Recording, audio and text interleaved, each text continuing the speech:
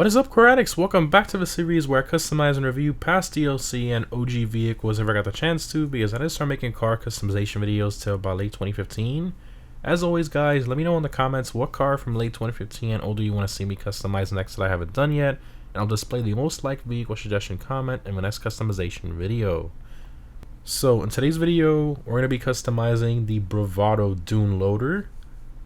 So this truck is an OG vehicle that's been in the game since day one and actually cannot be purchased from any website currently. You actually have to find it off the street. Now these usually spawn in the Sandy Shores area and you should be able to find one there. If not, the alternative is to reach out to a friend that already owns one and buy it utilizing the LS car meet, but remember that this method only works on next gen.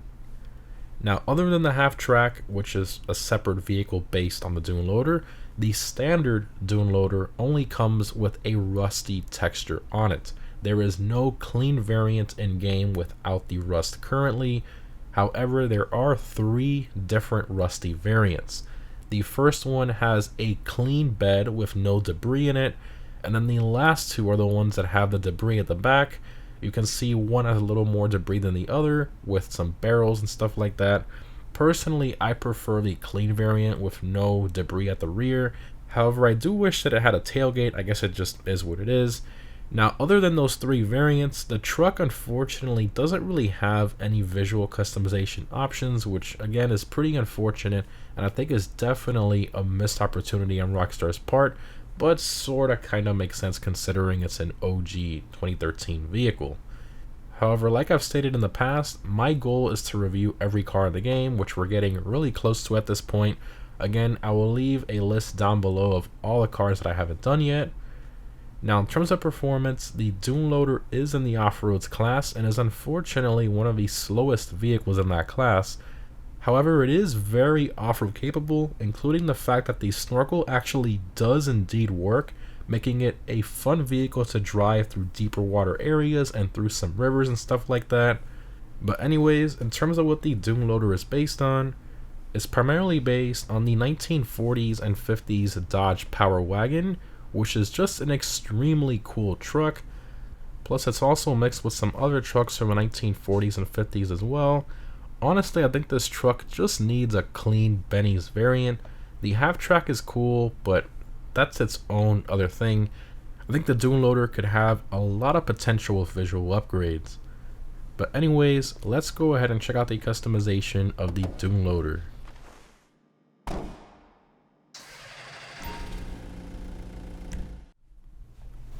Alright, Duneloader.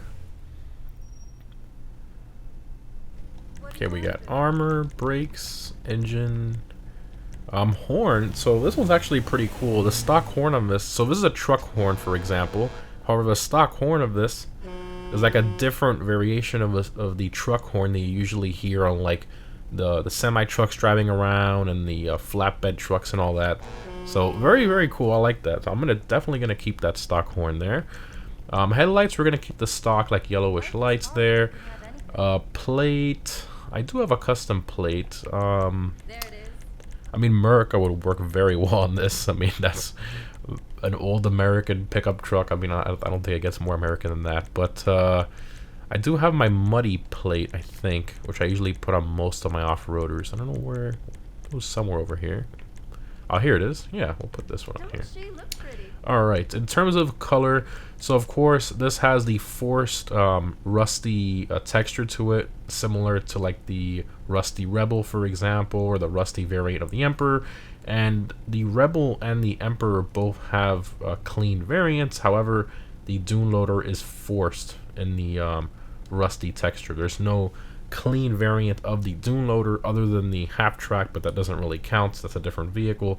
But you know, the Duneloader itself, you know, its pickup truck look, you can only get it in the rusty variant, unfortunately. So I think the best way to go about this is to do a matte color, just so we don't have, you know, the glossy paint with the rust. So we're gonna go here to matte, and I'm gonna throw on here a was it forest green or foliage green? I think it was a forest green I was gonna go with here. See? Yeah, we'll go with the I can't remember. I was looking through the colors earlier. I think it was the... Yeah, it was. I guess the lighting here has changed a bit, because I was looking at this when it was nighttime outside. Okay, so we're going to do the forest green there. And then for secondary, we're going to go matte black. Boom. Yeah, that looks so good. Very, very nice. And then for wheels, the stock wheels are pretty nice. They have that like chrome with the rust on it, which is very cool. But I want more of like a bit of more of a slightly more modern look to the wheels, like some bead locks. So we'll get to those here shortly. Suspension, we're gonna keep stock. You definitely don't want to lower this. So stock. Transmission, turbo. All right, wheels. We're going here to Offroads. And I'm between two of them. Oh wait, that's not Offroads. That's muscle. My bad. One below that. Okay. I'm between the drag SPLs. You can see it's got the bead lock. It looks sick. And then also the, which are the other ones here? The heavy duty Steelies, which I think looks very good with the look of his truck. Either one of those two. Those are really good options there. I think I'm leaning a little bit more towards the drag SPLs though, just so we got some spokes in there. And I think when we paint it in black, I think it's going to look fantastic. Yeah, it really does. That's nice. I don't think I want to do tire lettering on this. I think it will look a bit tacky with this truck. Yeah, that does not work with this. It looks a bit tacky there. Hey guys, I was editing the video here. It's something I didn't notice when I was recording the video. I didn't notice it until after. For some reason, with these off-road kind of like concave style wheels, the hubs kind of clip through the spokes. I don't know why that happens. It's another Rockstar logic there. I don't know how they always break so many things, but I guess I will be putting the heavy duty Steelies on it when I recustomize it. But yeah, sorry about that. I don't know why I didn't notice that, but it's not supposed to happen. Windows. Should we black? Why not? Alright, that's all the options there. Let's take it for a drive. That looks so sick. I love that. We need a clean variant of this thing with extra customization and a tailgate. I would love that, because this thing, it looks so cool. Like, you have to admit, it's a good looking truck. I love these older pickup trucks, and of course in the real world market they sell for stupid money. Like, you see them going through auctions for over 100 grand, even 200 grand, fully restored. They're worth a lot of money. And there's a reason for it. They're just so timeless. I mean, they look so good. First person here, we have the interior from like the Rancher, for example, and I think the Bobcat XL also shares this interior too.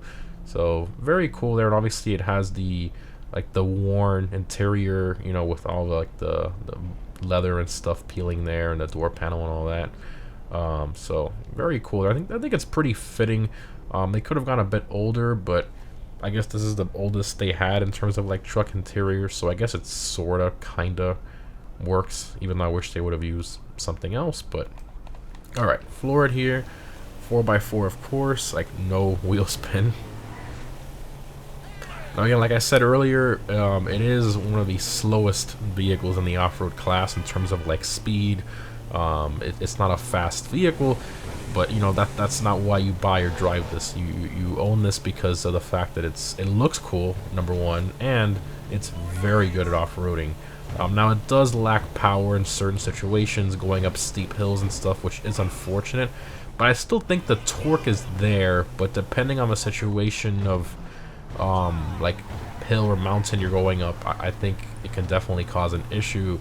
Because you kind of like want that extra power, which really does suck. Again, I think a Benny's version of this truck would solve a lot of that. You know, add some more power to it, add some awesome like visual performance mods, some gas tanks on the side, different bumpers, different like front winch, tailgate. They can have a lot of fun with this thing in terms of customization. I think it would be a fantastic addition to online, and they already have a base vehicle to start with, so they don't have to design a whole new vehicle from scratch. You know, they could use this and then just build off of it, which I think would be awesome, and everybody would, well, most people would like it. I would love it. Let's see. I don't know about this. I think we're gonna be a little bit of lack of power here, but yep, not enough power. Not enough power. Let's try one more time. Hello. I just knocked them out. Whoops. Hello, giant truck. Oh, there we go. Almost, almost. Oh, it's the power, man. It's the power. All right, let's try it. Let's try a little bit easier of an obstacle here. This needs more power. This one's a bit easier. Let's see here. Come on, pull up. There you go. Not too bad. Not too terrible.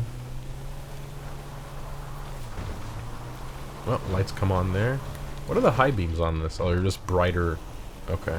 I thought it would have been like the outer or the inner, and then high beam would, you know, turn on the adjacent one, but okay.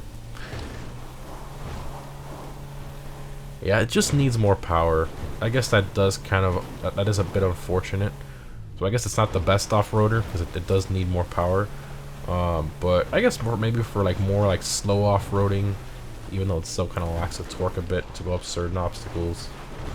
I don't know. It needs an update. It needs a clean variant with more power and visual mods.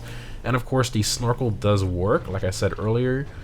So you can get pretty deep in the water. I mean, if I compare this to a normal car here, well, that's a Feltzer. That's too normal. That's not really that normal. Here we go. Perfect. A baller. That's an SUV, a pretty large vehicle. If I park this next to it, I mean, this is a big truck. This is not a small truck by any means. Look at where I'm sitting versus where this guy's sitting. I mean, that's a significant height difference there. And you can bring the snorkel or the water level almost to the top of the roof there. So you can go in some pretty, you know, deep water with this. Let me see. I think there's a river close by here. Yeah, we'll go here, and then I'll just cut the footage there for you guys. So you don't have to see me drive over there. Alright, we've arrived here. This thing is very slow. It took a while for me to get there. This is not deep water at all. A bit of a warm-up, I suppose. And it's not that stable over bumps. Oh, here we go. We're getting to deeper water now. Oh, I don't think it's gonna make it here. Oh, there it goes. Look at that. Look at that. It shouldn't die, theoretically. Yeah, look at that! What a beast! Oh my god! I love it. Any other off-roader would have died there. Oh, okay. This is like a little submarine. That's what it's. This is what it might be slow. Oh, it died there. No. Oh, I don't know how it died there. I think the snorkel went underwater for like a split second. Also, depending on like how bouncy it is, like that for example, it can die there. It just depends. Huh. I guess go around the bumpy parts. Okay, let me recall this so I can open all the doors and stuff for you guys. Alright, I got the truck back. We're not going through any more rivers that have any bumpy sections.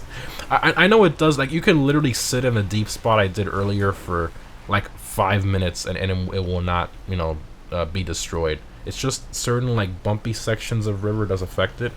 But that area that I was in, you can literally sit there for a long time and it will not shut off, you know, won't die. So alright, let's open all the doors and stuff here.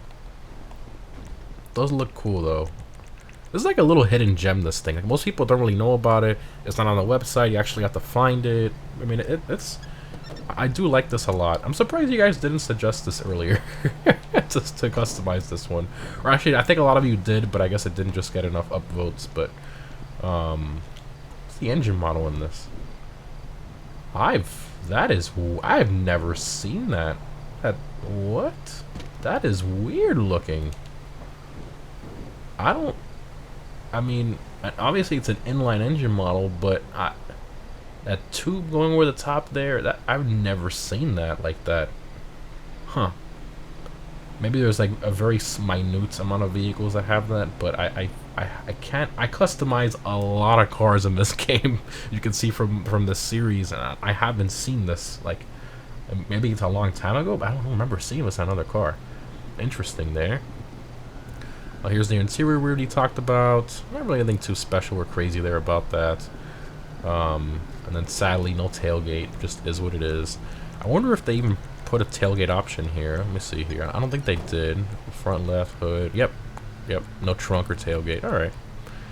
Overall, I mean, This is a special vehicle. I think it's worth owning in your garage. Honestly, let's look at it. It's cool. I personally love it. I know some people don't. They're like, oh, it's an ugly old truck. I personally like it. Plus, you know, it's usable in some circumstances. Just throw it down there in the river. You know what? I'll do my outro while we're submerged in water. Let's go down there. Hopefully, we don't sink it again, but it shouldn't happen. Let's go try to jump this here. Boom. So I'm gonna sit right here. Theoretically, should not die. Boom. Look at that. Still going. Still going. Yes. Well, guys, I hope you enjoyed the customization video and review of the Duneloader. I mean, the background speaks for itself. I think it's definitely worth buying and owning. Remember to let me know down below in the comments what vehicle from late 2015 and older you want to see me customize next. Thanks for watching, guys, and I'll see you in the next one.